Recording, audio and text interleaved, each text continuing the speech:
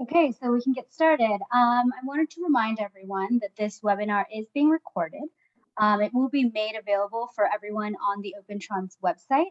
We'll also be sending a copy of it, the recording and the presentation, within about 48 hours to your emails. To help with the overall webinar experience, all attendees are on mute.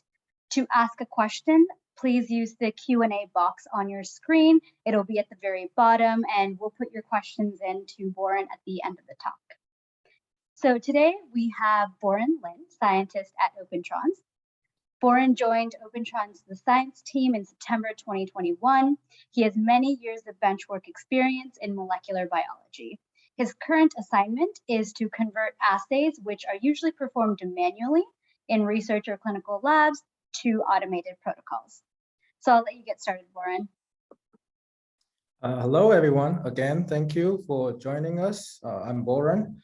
In this webinar, we will present the work we have done to develop protocols to run luciferase reporter assays on our liquid handling robot OT-2, Opentrons OT-2. Luciferase reporter assay is one of the most popular cell-based assays to investigate activation and inhibition of the signal transduction pathway. We will first refresh our memory on how this technique works, and then we will go over what and how the experiment was done, how the robot was set up and programmed, and how the results support the idea of using robot to perform this assay. Luminescence is a light produced by chemical reactions that does not generate heat. And bioluminescence refers to this type of light emission produced in biological systems. One of the major advantages of using bioluminescence as an indicator in our biological assays is that there's no inherent luminescence molecules present in the cells. So there's almost no background signals which give this method a wide range of detection capacity. Bioluminescence reaction is catalyzed by an enzyme called luciferase. Luciferase can be found in some insects, jellyfish, fungi, bacteria, and other species. As the name implies, luciferase reporter assay uses luciferase as an indicator to study cellular events. Firefly luciferase is one of the most common reporter for this assay. The first step is usually to create reporter cells that express luciferase protein. This can be achieved by introducing luciferase DNA in the cells. The expression of this DNA is controlled by a promoter. So when the promoter is switched on, the cells start transcription and translation to produce luciferase protein. Once we have enough luciferase expressed with the presence of its substrate luciferin, it can generate luminescence and then can be detected by a luminometer. So this cartoon here summarizes the mechanism of luciferase reporter in more detail. The reporter cells carry a plasmid containing luciferase DNA and a piece of promoter allowing specific transcription factor to interact. For example, it can be a response element for NF-kappa B, P53, AP1, or others. These transcription factors have their specific target genes leading to specific cell responses. The expression of luciferase is under the control of this promoter. Only when these reporter cells are exposed to a stimulus that activate the signal pathway upstream of transcription factors, the luciferase expression is switched on and the reporter cells start producing luciferase. The level of luciferase is measured indirectly by feeding this enzyme with its substrate, luciferin. So the bioluminescence reaction is turned on to produce light that can be quantified. The intensity of luminescence is proportional to how much luciferase protein is expressed and proportional to the level of transcription factor that has been activated as a result of the effect of this stimulus. Such stimulus, for example, can be a drug candidate. We may want to learn how this drug candidate affects the function of a transcription factor or its upstream signal pathway. Once again, by measuring light emission, the connection between a transcription factor and the effect of drug of our interest can be studied. So this is a typical reporter assay that will involve a few steps outlined in this slide. On the left-hand side, we first see the cells in a culture plate and allow them to settle overnight. And there are a couple of methods can be used to deliver luciferase expressing plasmid into cells, such as by using transduction method by virus or chemical transfection or electroporation. After receiving the plasmid, the cells are again cultured overnight. Now the reported cells are ready. They will then be treated with the test article. It can be a dose response study, so we will prepare different concentration of the test article. Or we may want to do time course studies, for example, to test the cells for 24, 48, or 72 hours. And after the treatment, the cells are lysed and the luminescence developed by adding luciferase assay reagents. These reagents that have buffers and also the substrate for luciferase.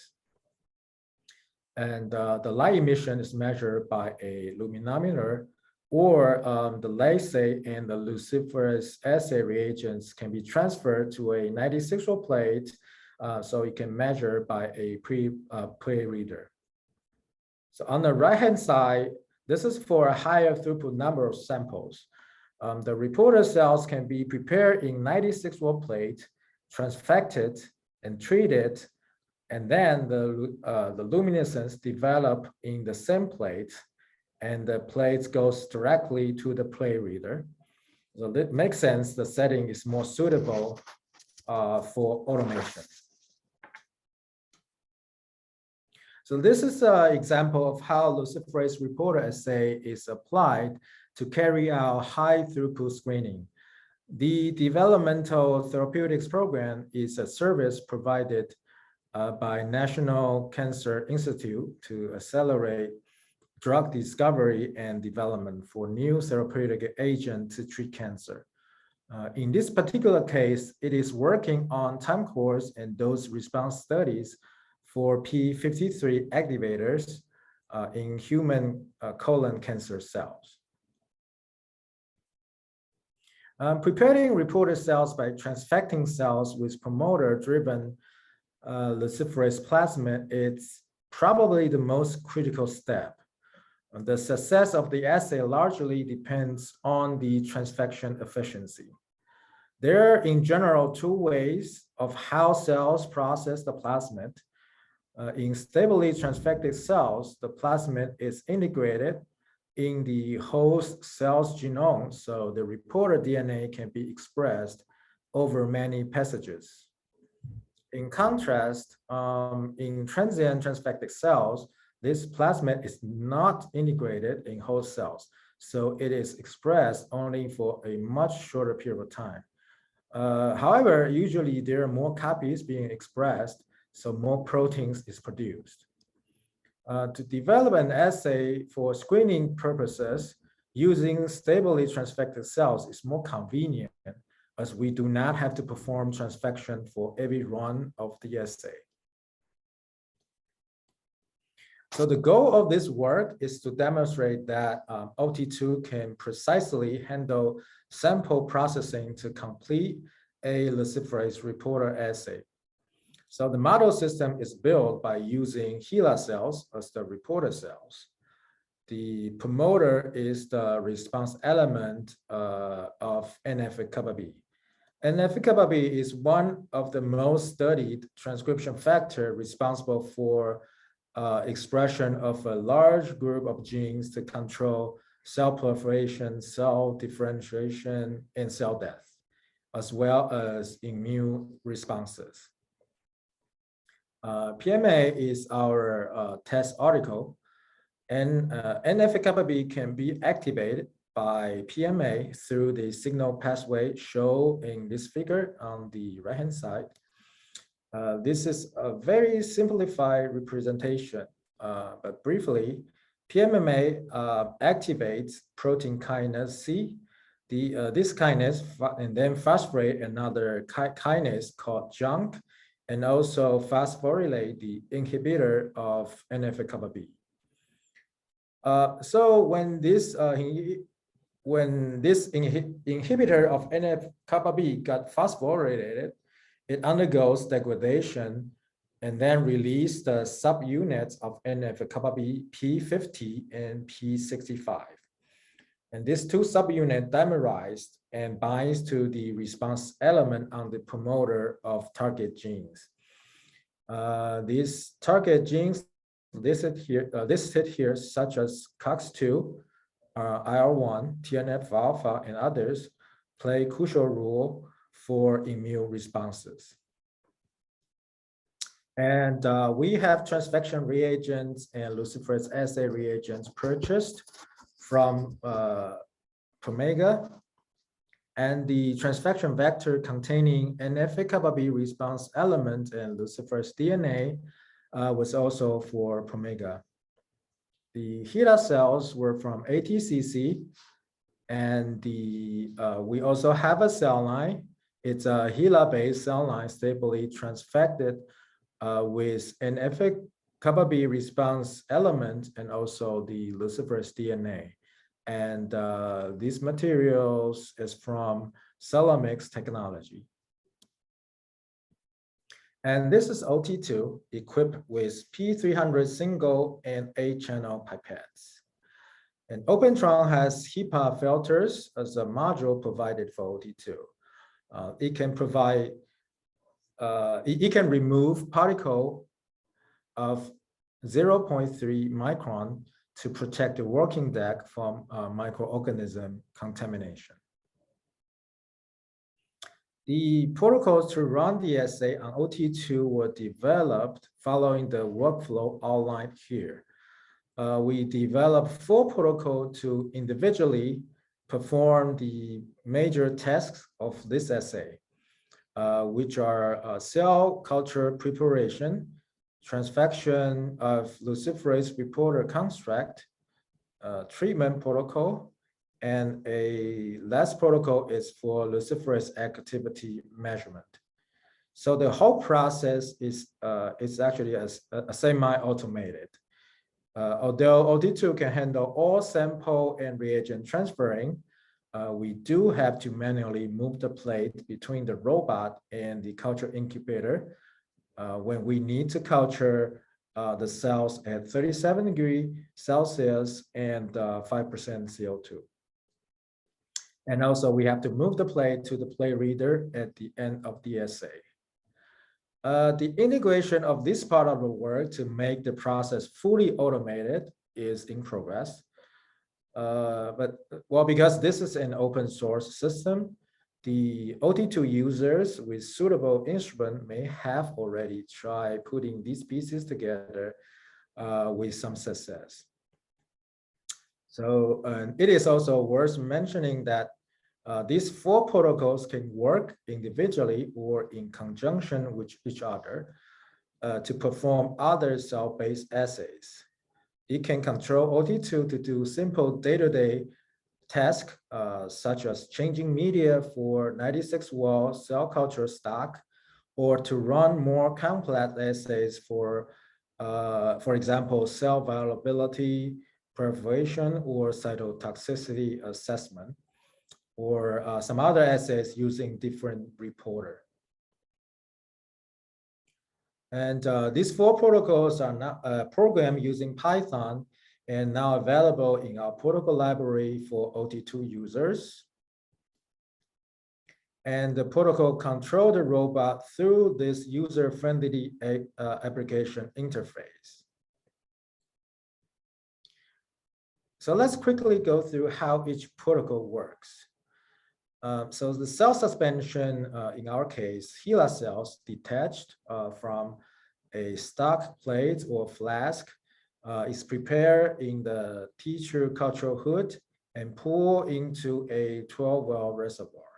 So this cell stock reservoir and a wide flat bottom 96-well tissue culture plate that is called working plate are both loaded on deck.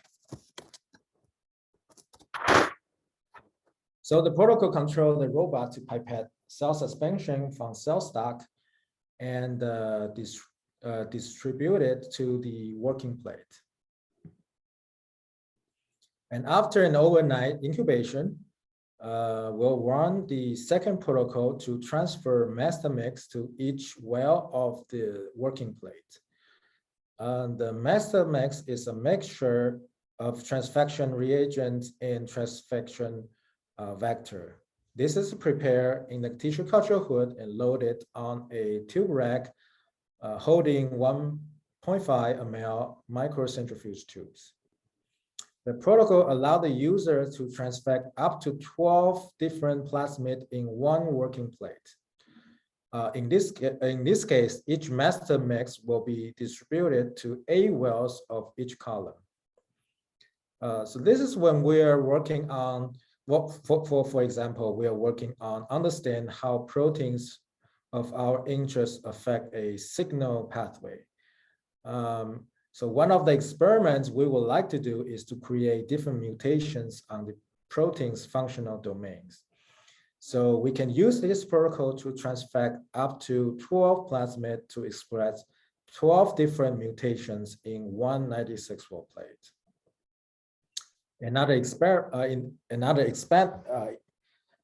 example would be when we try to identify some important regulators in a signal pathway. We may use DNA interference techniques to knock down a protein that could be involved. Again, we can target up to 12 proteins by transfecting 12 siRNA or shRNA in one 96-well plate. The treatment protocol controls the robot to first remove the supernatant in the work plate, wash the plate with PBS, and then transfer the test article to the working plate. In our case, PMA prepared in a twofold serial dilution is our test article. And then this protocol prepared the plate for luminescence measurement. Again, the supernatant is removed, cell washed with PBS, lysed with lysis buffer, and then luciferase assay reagents is added. So this working plate is now ready for luminescence measurement by a plate reader and the data collected for further analysis. Those protocols we just introduced were designed to process one 96-well plate. In our protocol library, there's a set of another 4 protocols that allow the users to process up to 4 plates. Very similar workflow, but the user can load up to 4 different master mix. Each master mix is assigned to transfect 1 4 working plates, and also up to 4 test article plates are loaded for the sequencing. So an example of how these 2 setup protocol can work together is when we are looking into a time course study. Say we would like the reporter cells to receive the same treatment and data collected at 4 different time points after treatment. And we can run the protocol to prepare cells in 4 working plates and transfected and treated the cells. And then the assays can be completed by running the luciferase activity measurement protocol for each plate at 4 different time points. Again, luciferase reporter assays presented today is just an example of many applications this protocol can have. Just to emphasize again that the goal was to validate this protocol so they are ready for OT-2 users.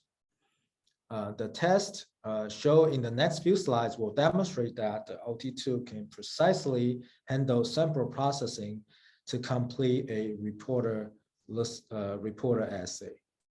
So this was the first test. We manually prepare reporter cells in 6-wall plates and cell lysate obtained after 24 hours treatment of PMA. The cell lysate collected from each well was distributed to 8 wells of a column in a 96-wall wide flat bottom plate. Developing luminescence by mixing cell lysate with luciferase assay reagents was carried out by running the protocol on OT-2. The results are presented by plotting a dose response curve of 4 PMA concentration versus the fold changes of NF-kappa B activation. Fold changes of NF-kappa B activation was calculated according to the numbers collected from the plate reader. This is showing a dose-dependent cell response to PMA. So now we look closer into how each data point was obtained. As we mentioned previously, each cell lysate was distributed to 8 wells before luciferase activity was assessed. In other words, each data point was the average of a readout. We calculate coefficient of variations or CV values to demonstrate the consistency of liquid handling. The CV values were all lower than 10%. So the transfection reagents and vectors were working. The luciferase assay reagents were also working. We then performed this assay using all 4 protocols for 1 96-wall plate. HeLa cells were grown in the plates, transfected with the plasmid, treated with PMA for 24 hours, and then processed for luciferase activity measurement. The data confirm a successful luciferase reporter assay. Similar dose-dependent response were observed. However, we did see larger variations when we were collecting the raw data from each data point. Statistically, these differences between data points were significant enough to support that the increasing concentration of PMA did result higher NF-kappa B activation.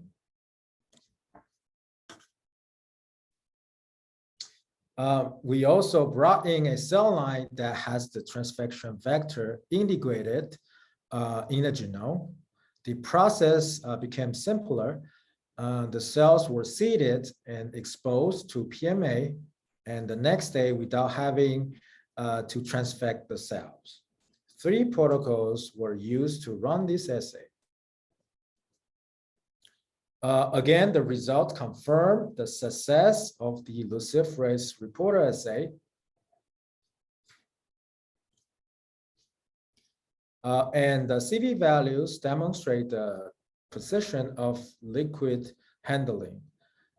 Again, for larger sample numbers, it is more labor saving and cost effective to use a cell line with built-in luciferase reporter genes and the promoter of our interest. So we do not have to do transient transfection every time. In addition, we can also avoid technical variations associated with the transfection step, as we have observed in our previous work. So this is all I have today to share with you. We showcase here a liquid handling robot equipped with a HEPA filter and suitable for work requiring more steroid environment and reproducible results collected from various assay formats have demonstrated an excellent quality of sample handling. We developed this protocol to handle 196-well plate at a time to significantly reduce manual process. The protocol to process higher throughput numbers of samples are also available, and a batch of up to 96 well plates can be prepared and processed. And you can also find those protocols available in our protocol library. And we'll be presenting our OT-2 on in the trade show in 2 weeks in California. Please join us. And we will also showcase our newest products, Flex, in this AACC. And please join us. And we are now ready for questions. Okay, great. So just a quick reminder, if you do have any questions, feel free to drop them in the Q&A box at the bottom. We can get started with one of them. Okay, Boren, there are a few steps that are conducted manually in the culture hood, such as cell suspension prep or transfection reagent mix. Can those be performed on the OT-2 as well? So preparing cell suspension, this is really depending on what kind of labware we use to maintain our cell stocks. We currently do not have adapters for all the dishes or flask. For example, we use 10-centimeter plates or T75 flask to culture our cells. So we still have to prepare the cell suspension manually in the tissue culture hood. But if we have a cell stock in 6 or 12-well dishes, then we can fit those plates on our OT-2 deck slots. Then we can program the robots to perform cell detachment and prepare cell suspension. For preparing transfection master mix, we could create a separate protocol since this is a very straightforward liquid transferring process. We will have transfection protocol ready for OT-2 for our users pretty soon. So stay tuned. Next question, please. Yes, next one. Are there protocols available for DNA transfections for different plate formats? And can it do reverse transfection? And so the transfection protocols will be published in our protocol library. It is designed to transfect cells in 6-well plates with 2 different transfect reagents. It can also be modified to do 12 or 24-well plates. And more details of this part of the work will be presented by our colleagues in the very near future. So again, stay tuned. About reverse transfections, although we haven't tried it, but the protocol we presented today can be very useful. The first step is still preparing the cell suspension, and then we'll use protocol number 2 to transfer master mix to an empty 96-well plate. And immediately after that, protocol number 1 can do cell seeding, and the cells can now be put back to the culture incubator for further experiment. And I hope I have answered your questions. Okay, great. I think we have one last question. How was the treatment plate prepared? So for the work we presented today, the treatment plate was prepared by using a separate protocol to make 2-fold dilutions. We can find several protocols available in our library to make serial dilutions for 96-well settings. In a case, if we're testing a panel of drug candidates or we would like to prepare treatment plates having all these test articles, we can program the robot to transfer those drug solutions from 1.5 ml tube to the wells on the 96-well treatment plates. And again, OT-2 is very flexible. To use a channel pipette to speed up our liquid transferring, we present here a 96-well plate treatment plates. We can also do a 12-well reservoir. If our test article is kept in 12, like maybe 15 ml or 50 ml tubes, we have single channel pipette for 300 microliter or 1000 microliter tips to perform liquid handling. So the protocol can easily pre-adjust to fit our need, and our support team is ready for us to make these changes. Okay, great. So we do have another question. Do you have any data comparing the assay performed manually versus by the OT-2? No, but we can, so the first experiment we presented, it's pretty much the comparison for that kind of comparison test for us, because we do these transfection manually, and we also do cell seeding treatment and transfection manually.